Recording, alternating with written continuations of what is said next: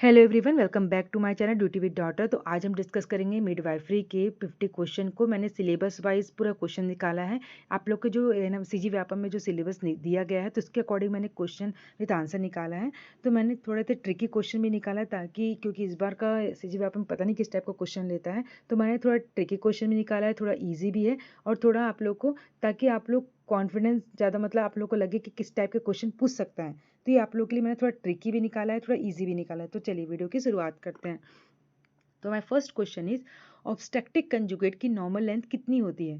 तो obstructive conjugate की normal length होती है 10 सेंटीमीटर। ठीक है, ऑब्स्ट्रक्टिव कंजुगेट मतलब होता है सैक्रल प्रोमोनेंट्री से लेके प्यूबिक सिम्फिसिस तक की लंबाई। ठीक है, तो सैक्रल प्रोमोनेंट्री से लेके सिम्फिस प्यूबिक की लंबाई कितनी होती है? 10 सेंटीमीटर। तो क्वेश्चन नंबर 1 का आंसर आएगा सी। नेक्स्ट है क्वेश्चन नंबर 2, सबसे फेवरेबल पेल्विक कौन सी होती है? तो सबसे फेवरेबल पेल्विक होती है, मतलब सबसे आइडियल पेल्विक होती है गायनेकोइड पेल्विक। गायनेकोइड पेल्विक जो होती है वो लेबर की बेस्ट मानी जाती है। वो ओवल शेप का होता है। वैसे पेल्विक जो होता है वो 4 टाइप का होता है: गायनेकोइड पेल्विक, एंड्रॉइड पेल्विक, एंथ्रॉइड पेल्विक और प्लेटिप्लॉइड पेल्विक। ठीक है, जो गायनेकोइड पेल्विक होती है वो ओवल शेप की होती है। एंड्रॉइड पेल्विक क्या होती है? वो हार्ट शेप की होती है, जो वो मेल मेल में ज़्यादा होती है। ठीक है, मेल पेल्विक कहा जाता है इसको। नेक्स्ट है क्वेश्चन नंबर 3, फीटल स्कल का सबसे बड़ा डायमीटर कौन सा होता है? तो फीटल स्कल का सबसे बड़ा डायमीटर होता है मेंटो वर्टिकल डायमीटर। मेंटो वर्टिकल डायमीटर जो होता है वो 13.5 सेंटीमीटर का होता है। तो क्वेश्चन नंबर 3 का आंसर आएगा सी, मेंटो वर्टिकल। क्वेश्चन नंबर 4, बाईपैराइटल डायमीटर कितना होता है? तो बाईपैराइटल डायमीटर जो होता है वो 9.5 सेंटीमीटर का होता है। ये सबसे इंपॉर्टेंट फिटल स्कल डायमीटर होता है। और जो बाईपैराइटल डायमीटर को कौन सा सूचक डिफाइन करता है? तो बाईपैराइटल डायमीटर को डिफाइन करता है सजाइटल सूचक। तो क्वेश्चन नंबर 4 का आंसर आएगा बी। नेक्स्ट है क्वेश्चन नंबर 5। नेक्स्ट है नॉर्मल प्रेगनेंसी एंड ईएनसी में क्वेश्चन नंबर 6, क्यूकनिंग मतलब फीटल का मूवमेंट कब महसूस होती है? तो फीटल का मूवमेंट महसूस होता है 16 से 20 वीक में। अगर महिला प्राइमी ग्रेविडा है तो उसको फील होगा 20 वीक में। अगर वो मल्टीपारा है ना, मल्टीपारा मतलब कि इसको सेकेंड थर्ड ऐसा बेबी है तो उसका होगा 16 वीक में। Question number 7, ANC visit minimum कितनी होनी चाहिए? तो एएनसी विजिट को मिनिमम 4 करनी चाहिए। ठीक है, एएनसी विजिट मिनिमम 4 करनी चाहिए। Question number 8, IFA tablet pregnancy में कब स्टार्ट करनी चाहिए? तो आईएफए टेबलेट को प्रेगनेंसी में सेकेंड ट्राइमेस्टर में स्टार्ट करना चाहिए। 14 वीक मतलब कि सेकेंड ट्राइमेस्टर से आईएफ देना चाहिए, मतलब थर्ड मंथ के बाद से। ठीक है, तो थर्ड मंथ से पहले क्या देना चाहिए? पहले फॉलिक एसिड देना चाहिए ताकि बेबी को न्यूरल ट्यूब डिफेक्ट से बचाया जा सके। तो आईएफए टेबलेट को सेकेंड मंथ से स्टार्ट, सेकेंड ट्राइमेस्टर से स्टार्ट करना चाहिए, मतलब कि 14 वीक से। क्वेश्चन नंबर 9, प्रेगनेंसी में एचबी का नॉर्मल लेवल कितना होता है? प्रेगनेंसी में एचबी का नॉर्मल लेवल होता है 11 ग्राम। अगर 11 ग्राम से कम है तो महिला को एनीमिया इन प्रेगनेंसी, मतलब एनीमिया कहा जाता है, एनीमिया इन प्रेगनेंसी।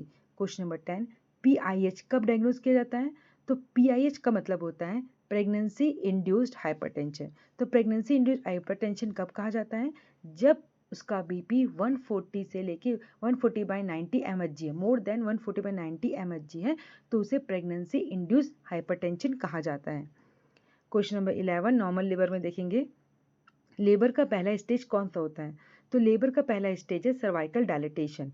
ठीक है, जब सर्विक्स क्या होता है? डायलेट हो जाता है ना। सर्विक्स जब ओपन होता है वैसे लेबर का पहला स्टेज कहलाता है सर्वाइकल डायलेटेशन और इफेसमेंट। तो सर्वाइकल डायलेटेशन कितना होता है? 10 सेंटीमीटर। ठीक है, तो लेबर का पहला स्टेज कौन सा है? Cervical dilatation and effacement. Question number 12, first stage of labour primigravida का एवरेज ड्यूरेशन कितना है? तो first stage of labour primigravida का एवरेज ड्यूरेशन है 12 to 16 आवर। ठीक है, और मल्टीपारा का कितना है? 6 to 8 आवर। तो अगर 12 to 14 आवर्स तक देखते हैं। ठीक है, प्राइमी ग्रेविडा को फर्स्ट स्टेज ऑफ लेबर को 12 से 14 घंटे तक देखते हैं और मल्टीपारा को 6 से 8 घंटे तक देखते हैं। तो इसका आंसर क्या आएगा? 12 का सी।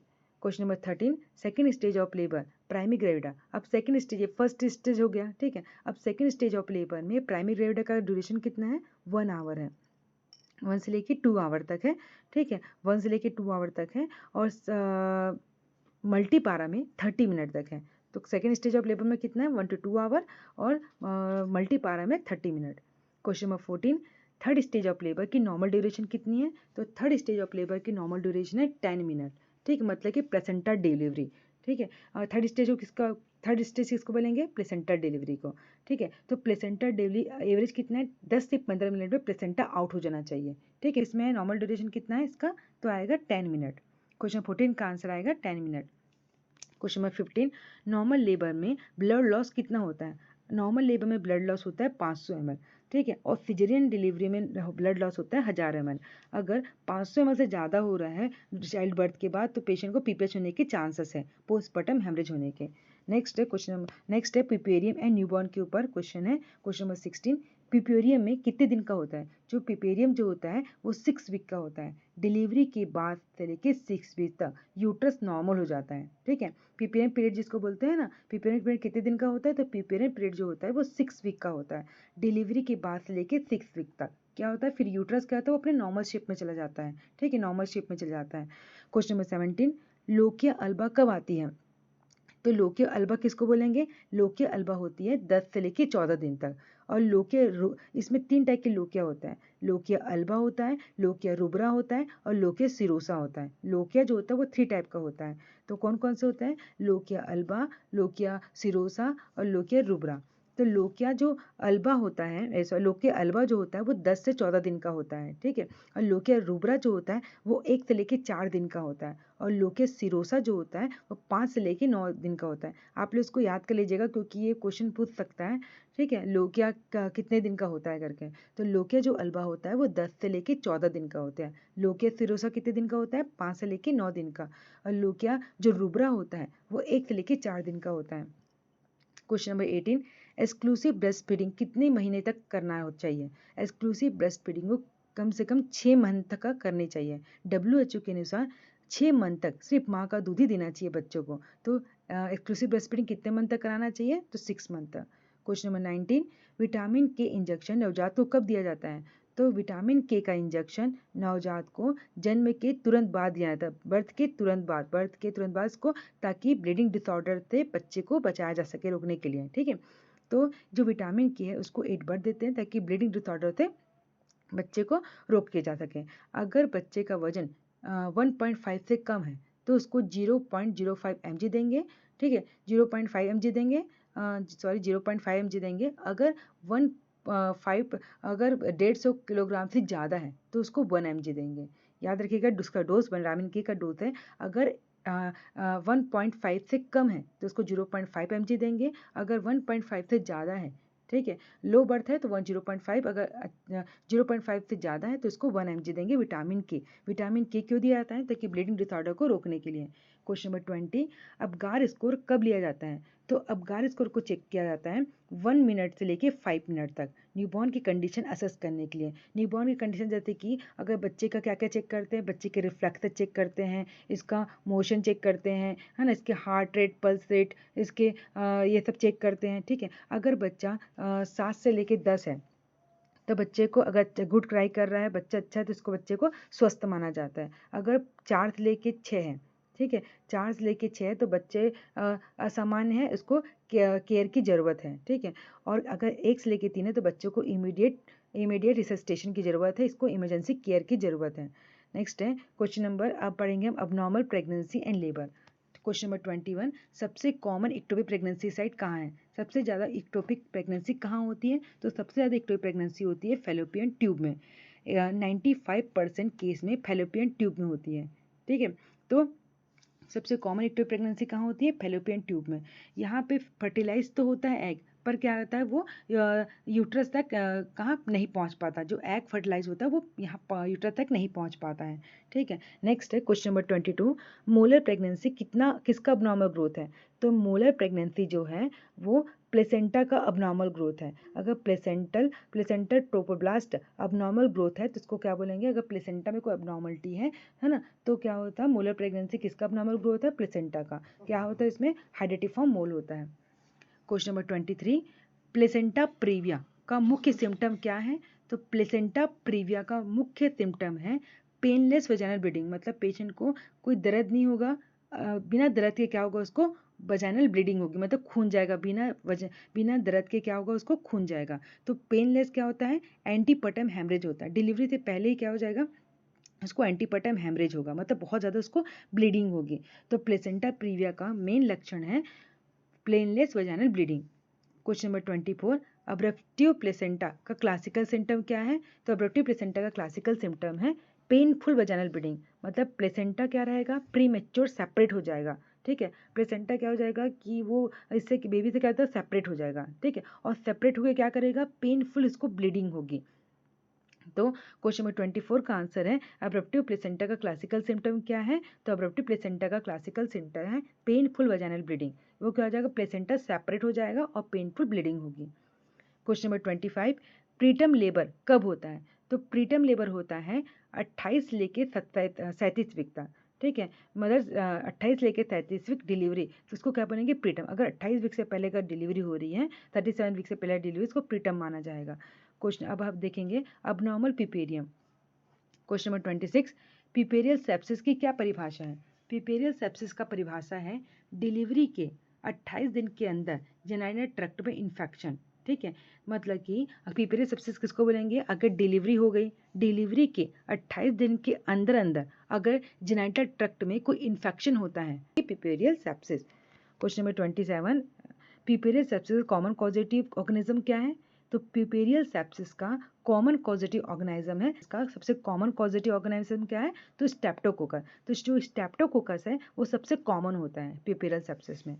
नेक्स्ट है question number 28, post natal depression कब होती है? तो पोस्ट नेटल जो डिप्रेशन मदर को होती है वो कब होती है? डिलीवरी के बाद, चाइल्ड बर्थ के बाद जो हार्मोनल चेंजेस होते हैं ना, हार्मोनल चेंजेस की वजह से क्या होता है? मदर को पोस्टपार्टम डिप्रेशन होता है।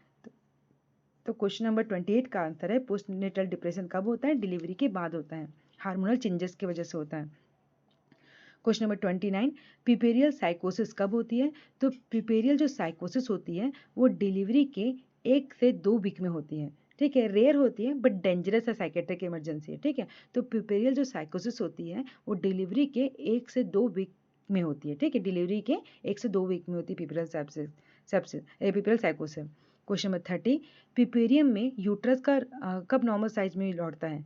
तो पिपेरियम में मैंने बताया था ना, अभी एक क्वेश्चन में मैंने इसको रिपीट किया था कि क्वेश्चन नंबर 30 में पिपेरियम में यूट्रस कब नॉर्मल साइज में वापस लौटता है? तो वापस लौटता है ये लौटता है 6 वीक में, लगभग 6 हफ्ते में यूट्रस इन्वॉल्यूशन हो जाता है। मतलब यूट्रस क्या होता है? अपने नॉर्मल शेप में वापस आ जाता है करीबन 6 वीक में। ठीक है, नेक्स्ट है क्वेश्चन नंबर 31,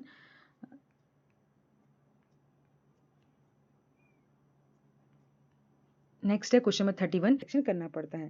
क्वेश्चन नंबर 32, एपिसियोटॉमी किस स्टेज ऑफ लेबर में की जाती है? तो एपिसियोटॉमी मतलब कट करना। तो एपिसियोटॉमी किस स्टेज में की जाती है? तो आंसर आएगा सेकेंड स्टेज ऑफ लेबर में, बेबी की डिलीवरी के समय, जब क्राउनिंग होता है, जब बेबी का हेड आउट होता है तो पेरिनियल टीयर से इसको बचाने के लिए, रोकने के लिए सेकेंड स्टेज ऑफ लेबर में पेरिनियम टीयर से बचाने के लिए क्राउनिंग के समय उसको मदर को एपिसिटोमी करना होता है। तो कब करते हैं एपिसिटोमी? एपिसिटोमी किस स्टेज में ऑफ लेबर में की जाती है? तो एपिसिटोमी करने जाती है सेकेंड स्टेज ऑफ लेबर में। ठीक है, क्राउनिंग के समय पेरिनियल टीयर से बचाने के लिए। क्वेश्चन नंबर 33, पोस्टपार्टम हेमरेज को रोकने के लिए फर्स्ट लाइन ड्रग कौन सी है? तो पोस्टपार्टम हेमरेज को रोकने के लिए फर्स्ट लाइन ड्रग है oxytocin. Active management of third stage of labour में ऑक्सीटोसिन को IM और IV दी जाती है। ठीक है, अगर मदर को हैवी ब्लीडिंग हो रही है तो उसको क्या करना होता है? रिंगल लैक्टेट जो फ्लूइड होता है उसमें 20 यूनिट को दे के फास्ट चलाना रहता है, ताकि ये क्या होता है, जो ऑक्सीटोसिन होता है वो एक्टिव मैनेजमेंट स्टेज का फर्स्ट लाइन ड्रग होता है। ठीक है, ये पोस्टपार्टम जो हेमरेज है उसको रोकने में मदद करता है। क्वेश्चन नंबर 34, इक्लैम्शिया की फर्स्ट लाइन ट्रीटमेंट ड्रग कौन सी है? तो इक्लैम्शिया की फर्स्ट लाइन ट्रीटमेंट ड्रग है मैग्नीशियम सल्फेट। ठीक है, तो मैग्नीशियम सल्फेट जो फिट को रोकने के लिए इफेक्टिव और सेफ ड्रग है। जब मदर को इक्लैम्शिया या झटका आने के चांसेस है तो क्या करते हैं? मैग्नीशियम सल्फेट को 10 ml लिया जाता है और 5-5 ml ईच बटक्स में लगाए जाते हैं। ठीक है, वो फिट रोकने के लिए बहुत इफेक्टिव ड्रग है और सेफ ड्रग है। क्वेश्चन नंबर 35, प्री इक्लैम्शिया का सबसे पहला सिम्टम क्या है? तो प्री इक्लैम्शिया का सबसे पहला सिम्टम है हाइपरटेंशन। सबसे पहले क्या होता है? सबसे पहले मदर का बीपी इंक्रीज होता है, 140/90 mHg होता है। उसके बाद पेशेंट का प्रोटीन यूरिया, ड्रॉजीनेस डेवलप होते हैं। ठीक है, तो क्या होता है इसमें? पहला सिम्टम क्या आएगा? हाइपरटेंशन, फिर प्रोटीन यूरिया, ड्रॉजीनेस वगैरह रहता है। अब है woman health problem, RTI, STI, HIV AIDS के बारे में देखेंगे। तो क्वेश्चन नंबर 36 है, RTI का फुल फॉर्म क्या है? तो RTI का फुल फॉर्म है रिप्रोडक्टिव ट्रैक्ट इन्फेक्शन। ठीक, क्वेश्चन नंबर 37, इंडिया में HIV एड्स कंट्रोल कौन सी संस्था करती है? तो इंडिया में HIV एड्स को कंट्रोल कौन सी संस्था करती है? तो इसका आंसर आएगा नाको, मतलब कि national AIDS control organisation. Ministry of health के अंतर्गत ये काम करता है। ठीक है, तो आंसर क्या आएगा? इंडिया में HIV एड्स कंट्रोल कौन सी संस्था करती है? तो आंसर आएगा NACO। ये किसके अंतर्गत आता है? मिनिस्ट्री ऑफ हेल्थ के अंतर्गत आता है। क्वेश्चन नंबर 38, RTI और STI कंट्रोल प्रोग्राम इंडिया में कब शुरू हुआ? तो RTI और STI कंट्रोल प्रोग्राम को इंडिया में 1992 में शुरू किया गया था। ठीक है, रिप्रोडक्टिव ट्रैक्ट इन्फेक्शन को और सेक्सुअली ट्रांसमिटेड इन्फेक्शन को किया गया था 1992 में। नेक्स्ट है क्वेश्चन नंबर 39, HIV का कन्फर्मेटरी टेस्ट कौन सा होता है? तो HIV का कन्फर्मेटरी टेस्ट होता है वेस्टर्न ब्लॉट टेस्ट। जो एलाइजा होता है, ये एलाइजा जो होता है वो स्क्रीनिंग करते हैं। ठीक है, और वेस्टर्न ब्लॉट क्या है? वो कन्फर्म करता है। याद रखना, कंफ्यूज मत होना कि HIV का कन्फर्मेटरी टेस्ट कौन सा है? वेस्टर्न ब्लॉट है। जो एलाइजा है ना, वो क्या करता है? स्क्रीनिंग करता है। क्वेश्चन नंबर 14, HIV में मदर टू चाइल्ड ट्रांसमिशन का सबसे ज़्यादा कब होता है? तो HIV में मदर टू चाइल्ड ट्रांसमिशन होता है डिलीवरी के समय। ट्रांसमिशन हाईएस्ट होती है ड्यूरिंग, कब होती है? जब डिलीवरी प्रोसेस के समय जो ट्रांसमिशन होता है मदर से बच्चे में जाना, वो सबसे ज़्यादा होता है। अब फैमिली वेलफेयर एंड मिसलेनियस का आंसर है क्वेश्चन नंबर 41 में, भारत में फैमिली प्लानिंग प्रोग्राम को कब शुरू किया गया? तो भारत में फैमिली प्लानिंग प्रोग्राम को शुरू किया गया 1952 में। ठीक है, इंडिया मतलब वर्ल्ड का सबसे पहला देश जिसने 1952 में फैमिली प्लानिंग प्रोग्राम को शुरू किया गया। वर्ल्ड में मतलब इंडिया में सबसे पहले फैमिली प्लानिंग प्रोग्राम कब शुरू किया? तो 1952 में शुरू किया गया था। Question number 42, maternal mortality ratio किसे कहते हैं? मैटरनल मोर्टालिटी रेशियो का मतलब है प्रति 1 लाख पर लाइव बर्थ होना।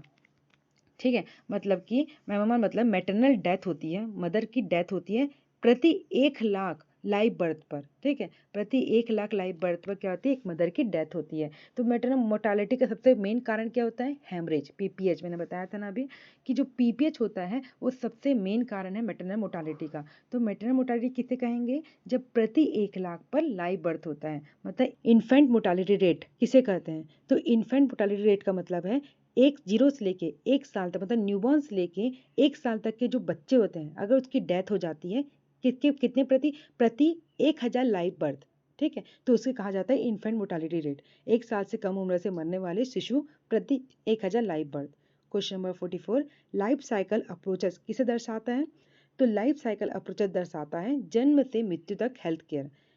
मदर और child, newborn, adolescent, old age सभी को कवर करता है। लाइफ साइकिल अप्रोचेस किसको दर्शाता है? तो आंसर आएगा जन्म से मृत्यु तक हेल्थ केयर। वो क्या क्या दर्शाता है? जैसे कि मदर हो गई, चाइल्ड हो गया, न्यूबॉर्न हो गए, एडोलसेंट, ओल्ड एज, वो सभी को क्या करता है? कवर करता है। क्वेश्चन 45, मिडवाइफ का सबसे मुख्य कार्य क्या है?